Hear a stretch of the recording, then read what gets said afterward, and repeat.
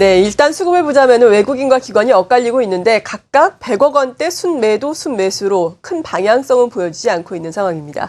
이번 주 그리고 오늘 수급 포인트 어떻게 잡아야 하는지 알아보도록 하죠. SK증권 영업부 PIB센터의 김우식 차장입니다. 안녕하세요.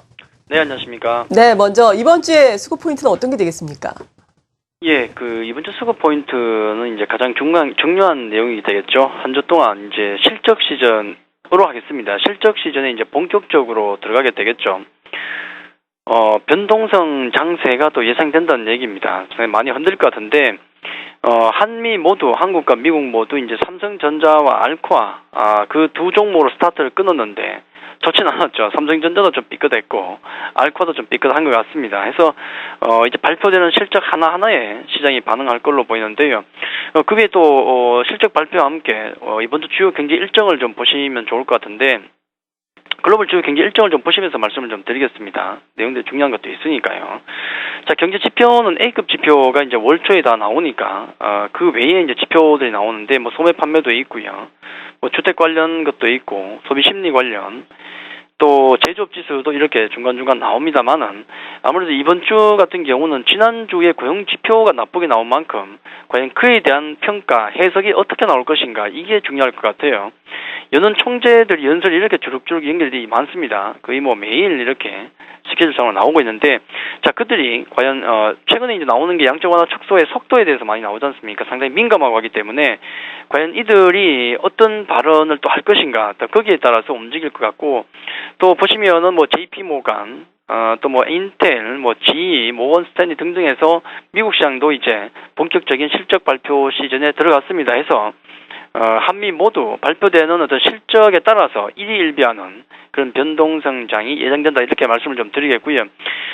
우리나라 같은 경우는 특히나 이제 그 4분기 실적에 대한 기대감이 많이 낮죠. 크지 않습니다. 그렇기 때문에, 어떤 종목이 실적이 잘 나와서 많이 올라갈 것인가, 뭐 이것도 중요하겠지만은 그것보다는 조금 방어적인 개념에서 좀 접근하는 게 좋겠죠.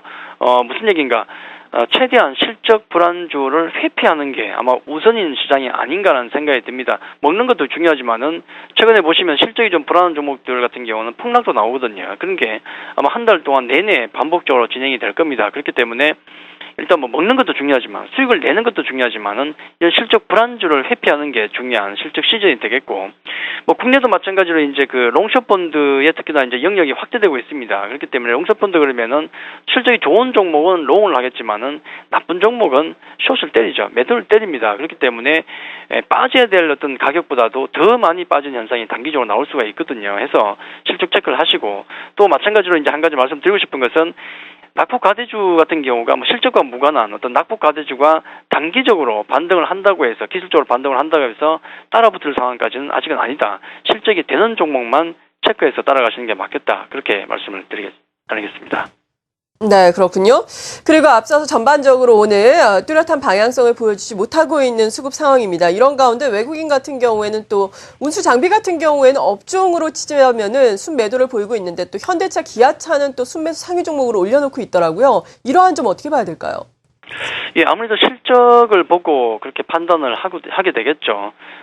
시장은 이제 외국인을 보고 판단하는 게 맞는 것 같고, 또 구체적인 종목들은 또 기관이 잘 알겠죠. 해서 지금 오늘 외국인들 매수가 또 안 들어오고 있다는 점은 시장을 전체적으로 반등은 나오지만 너무 긍정적으로 보실 필요는 없는 거죠.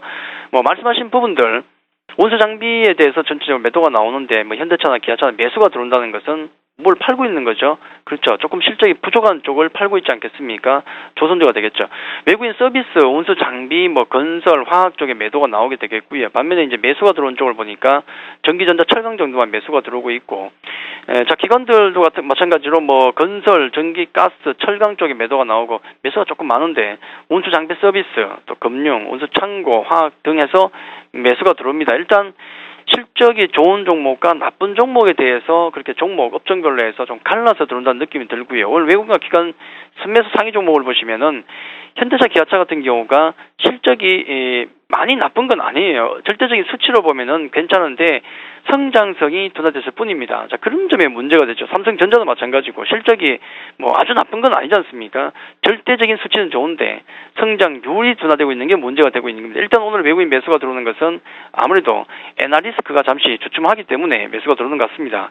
현대차, 기아차, 또 IT 종목 중에서 LG 디스플레이, SK 하이닉스, LG전자가 보이고, 자, 기관들도 보시면은 좀 낙폭 과대주에 대한 어떤 단기 매매 같습니다. 자, 현대차, LG 디스플레이, NC소프트, SK 이노베이션, 뭐 KT 같은 종목 해서 좀 단기적으로 많이 밀린 종목에 대해서 단기적인 관점에서 들어오는 게 아닌가 해서 외국인이나 기관들의 수급 같은 경우는 아직은 자리를 못 잡고 있다. 뭐 그렇게 말씀을 좀 드리도록 하겠습니다. 네, 그렇다면 말씀해 주신 실적을 바탕으로 단기적으로 개인의 입장에서도 투자 전략을 세워야 하는지는 잠시 후에 알아보겠습니다. 이건 뭐 홍길동처럼 아버지라 부르지도 못하고 어쨌든 남자한테 진짜 좋습니다. 남자에게 정말 좋은 것을 원하십니까? 남자에게 정말 좋은 남성식품의 진화 천보가 다시 돌아옵니다. 남자들의 축 처진 어깨에 힘을, 기죽은 남편들에게 힘을 팍팍. 힘차고 당당한 남성, 성공하는 남성을 위해 천보 9988. 이런 게 다 있나 싶을 정도로. 아침에 달라졌어요. 저는 3일만 먹어도 알겠던데요.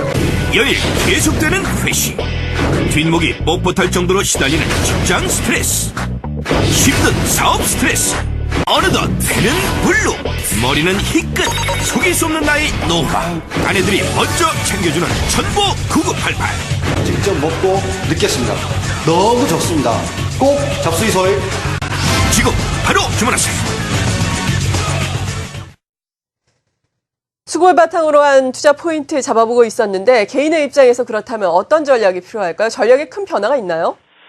예, 뭐 외국인 수급이 지금 깜짝 놀랄 만큼 변한 건 없지 않습니까? 기관들도 왔다 갔다 하는 정도만 보이고 수급적으로 볼 때 시장은 외국인입니다. 그들이 이끌지 않고는 좀 힘들죠. 해서 강력한 외국인의 매수세가 아직도 붙지 않는다는 측면에서는 참 반등 나온다고 해서 그걸 너무 낙관적으로 보실 필요는 없을 것 같고, 이게 채널이 박스권에서 하락 채널로 넘어졌던 어쨌든 간에 일단은 제한적 반등 구간 아니겠습니까? 엔화 리스크가 잠시 좀 완화됐으니까 안타깝게도 글로벌 전체적으로 악재가 우리 이머징에겐 호재가 되네요. 지난번 고용 지표가 악재가 사실 악재인데 그게 우리에게는 호재로 작용하는 거죠. 이런 부분들은 단기적으로 활용하는 게 맞겠죠. 해서 제한적인 어떤 반동 구간, 자, 이걸 아마 이번 주에 좀 잘 활용을 해야 될 것 같습니다. 가장 중요한 것은 역시 보유 종목에 대해서 실적 체크하는 게 가장 중요하다고 말씀을 드렸고요. 지금은 먹는 것도 중요하지만은 덜 깨져야 되니까 방어를 잘 해야 되기 때문에 실적 적고 꽤 하시고, 가져가야 될 종목 같은 경우는 역시 실적이 좋은 종목입니다. 실적이 좋은 개별주들 같은 경우는 나중에 혹시라도 장이 깨지더라도 반드시 반등이 나옵니다. 해서 좀 약간 좀 막말로 해서 죽어도 실적이 좋은 종목에 가서 죽어야 되거든요. 그래야 나중에 다시 올라옵니다. 자, 이 점이 실적 시장에서는 가장 중요한 것 같고요. 앞서도 이제 제한적인 반등 구간이라고 말씀을 드렸지만은 대형주들 같은 경우는 역시나 좀 단기적인 관점에서 그렇게 매매하는 게 좋지 않을까. 좀 올라간다고 해서 하루 급등 나온다고 해서 그런 대형주를 따라 붙는 것은 조금 무리겠죠. 해서 그런 부분들은 좀 기술적으로 좀 단기적으로 대응하는 게 맞겠고, 실적이 좋은 종목군들, 개별주라고 얘기해서 그게 꼭 중소형주는 아닙니다. 늘 말씀드렸지만은 대형주든 중소형주든 간에 실적이 좋은, 시장과 관계없이 실적이 좋은 그런 종목군들이 있거든요. 자, 그런 종목들에 대해서만 중기 투자 가능하지 나머지 같은 경우는 역시 아직도 좀 짧게 접근하는 게 맞겠다. 그렇게 말씀드리겠습니다. 네, SK증권 영업부 PIB 센터의 김우식 차장이었습니다. 잘 들었습니다. 감사합니다.